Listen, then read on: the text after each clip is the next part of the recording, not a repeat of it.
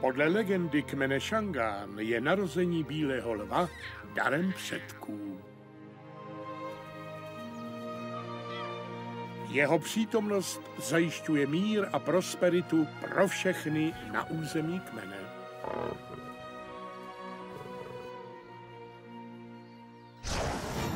Ale legendy se nerodí, ty vytvářejí lidé a občas potřebují trochu pomoct.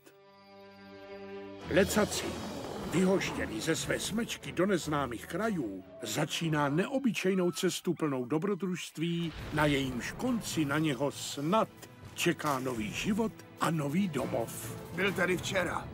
Tak jedem.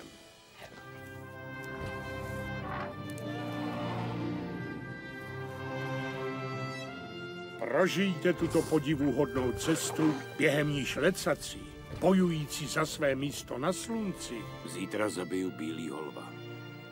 objeví skutečný význam přátelství. Bílý lev musí žít.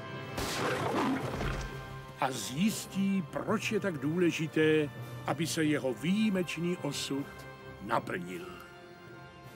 Bílý lev.